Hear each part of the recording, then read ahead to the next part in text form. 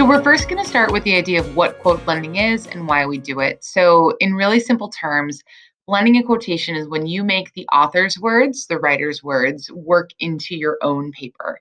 You get to be in control. You're the one that's in charge of the grammar, and you're the one that gets to say how the sentences fit grammatically into what your paper looks like.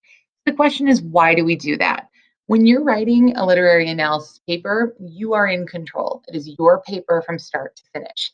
You're using the author's words to help make your point because you're analyzing it. So we have to blend quotes to improve the fluidity of your writing. Oftentimes, if you just drop the author's words in, it breaks up the flow of your sentences and it takes your reader out of your writing. So that's why we blend quotations. So there are three levels of what a blended quote can look like, from worst to ideal. So first, the drop quote, which is literally no attempt at blending whatsoever. The second level is forced quotations. So there's a clear sense that you maybe attempted blending, but it was either kind of weak or you didn't do it correctly. And then the third level, which we are all shooting for, is a blended quotation, which is successful, is fluidly blended, and the sentence reads perfectly from beginning to end, from your words to the author's, all the way through to the citation. This tutorial, sorry, is how we're going to go from dropped quotations to blended quotations. We're skipping level 2 because we're not looking for level 2, right? So first, I just want to show you what it means to have dropped a quotation. So for this tutorial, we're going to be using the quotation regarding Gene thinking about Finney and describing his behavior as a simile like a police car. So your no attempt at blending looks like this. On the way to dinner, Gene reflects on Finney's behavior. He forced compliance by leaning against me as we walked along, changing my direction. Like a police car squeezing me to the side of the road, he directed me unwillingly toward the gym and the river. We know that this is dropped because of what's happening right here in the red circle. The first sentence, which is your sentence, the writer's sentence, stops, and the new sentence, which is the author, John Knowles' quotation, begins with no attempt to put those two things together. To be clear, moving forward, this is not going to be acceptable in literary analysis writing. So the question is, how do we change that? How do we fix it? Level 2 is a forced quotation. So you'll notice that this is the same quote and even the same introductory sentence. What's different here is that the author, the writer, you, have at least attempted to introduce the quote in some way. It's very simple, it's very basic, it's not successful, but there's an attempt happening here. You can tell because in the yellow circle, there is the phrase Gene says. To introduce it, there's a comma, and then the quotation begins. So there's an attempt here, but this is still not successful blending. The final example is when a quote has been successfully fluidly blended, right? As Gene and Finney walk to dinner, Finney forces compliance by leaning against Gene, a police car squeezing him to the side of the road. The reason that this is successfully blended is that there's really no break between what the writer of the paper is saying and how they're using the author's words. So some of the highlights or qualities of a blended quotation will be that word as that sort of like introduces the context and getting into the quotation. And then when you see the word dinner circled in green, that phrase, as Gene and Finney walk to dinner, is used to introduce and fluidly move into the author's quotation. When you read that from start to finish, it's perfectly grammatically correct. If I took the quotation marks out, which I couldn't do because that would be plagiarizing, but if I did, it would still read like an absolutely perfect sentence from start to finish. The next step is to figure out how you go from a dropped quote to a blended quote. It looks kind of simple when someone else does it, but there's some steps to it that I think will be helpful. Again, if you've learned this before, this is great review. If you've never done this, I would take some notes for yourself, but this is the process that we'll use. So there are 7 steps to effective quote blending. And the first step is to make sure that you have a sense of the context that you want to come before the quotation. Do this beforehand so that you're ready to blend the context together with the quote once you get started.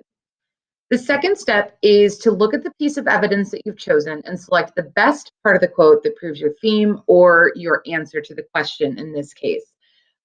We grabbed quotations yesterday for the separate piece paragraph. And I mentioned that we may not necessarily need to use all of those quotations.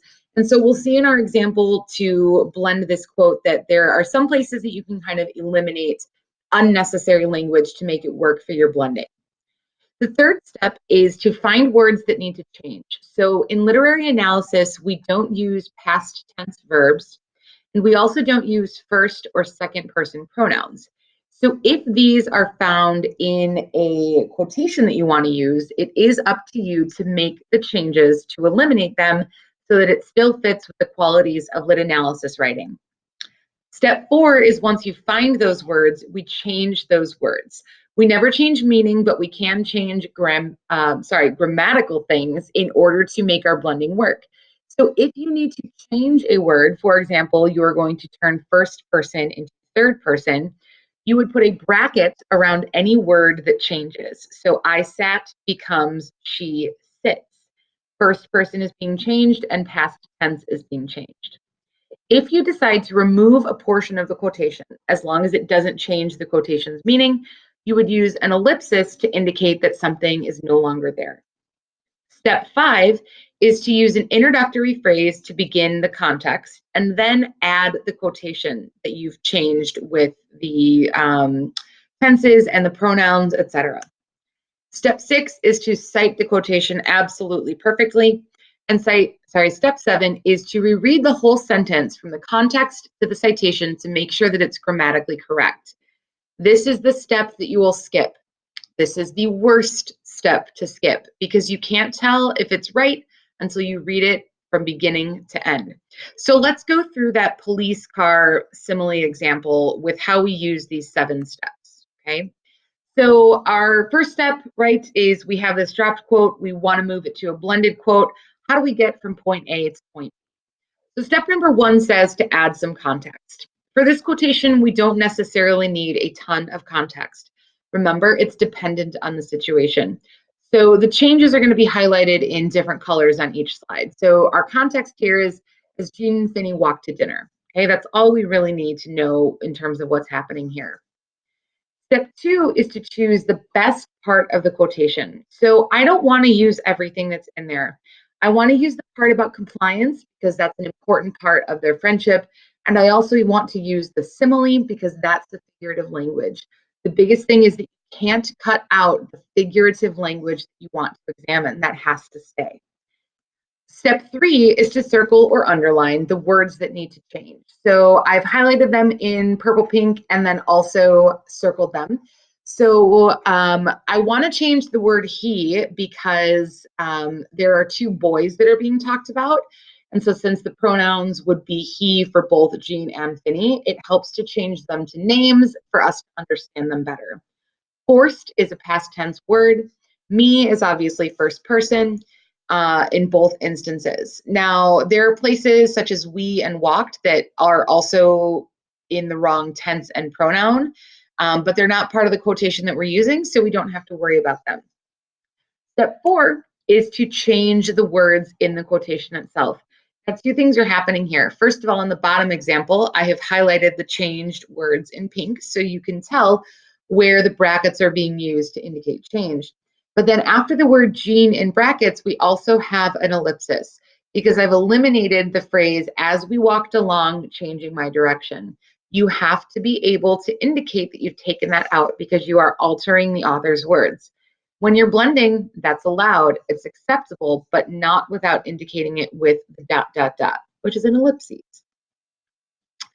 Step 5 is to add that introductory phrase. So this one's highlighted in purple because the introductory phrase here also basically works as context. So you can almost skip this step if you write context in a way that also introduces it. Okay?